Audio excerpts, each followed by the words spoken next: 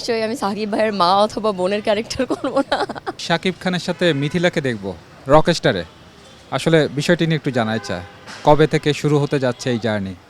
আমার শুটিং শুরু হচ্ছে 18 তারিখ থেকে, কোরবানিতে আসছে।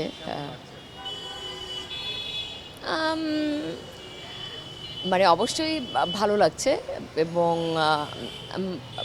যেহেতু লাইক সাকিব ভাইয়ের সাথে আমার কাজ করার এক্সপিরিয়েন্স নাই আগে, তো একটু লাইক আম অ্যাকচুয়ালি এক্সাইটেড যে ওনার সাথে কাজ করলে কি এক্সপিরিয়েন্স হবে।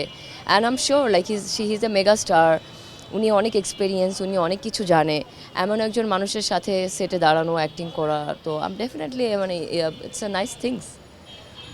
অনেকের প্রশ্ন, অনেক সোশ্যাল মিডিয়ায় দেখেছি যে আসলে মিথিলা কি ক্যারেক্টার থাকবে, নায়িকা নাকি আসলে অন্য কোনো ক্যারেক্টার আমরা দেখব? অবশ্যই নায়িকা, নিশ্চয়ই আমি সাকিব ভাইয়ের মা অথবা বোনের ক্যারেক্টার করব না।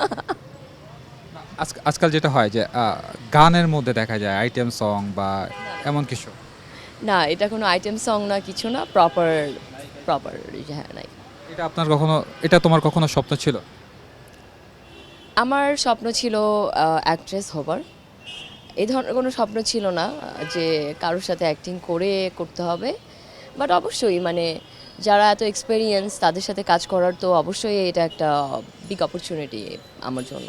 ক্রাশ খাওয়াটা কোনো খারাপ কিছু না, বাট আমাকে যদি কোনো ছেলে বলে যে তুমি মেকআপ ছাড়া আসো, I am not gonna listen to him. আমি কিভাবে যাব? আমার ইচ্ছা এটা। আমাকে কেউ বলবে তুমি মেকআপ ছাড়া আসো আর মেকআপ সহ আসো, নো, আমি তো তার কথা শুনবো না। আমি কেন তার কথা শুনবো? মেকআপ আমি আমার খুশিতে দেই, মেকআপ আমি যদি নাও দেই ওটাও আমি আমার খুশিতে দিব না। আমি কারোর কথা শুনে মেকআপ ছাড়া দেখা করতে যাব ফার্স্ট ডেট? No way.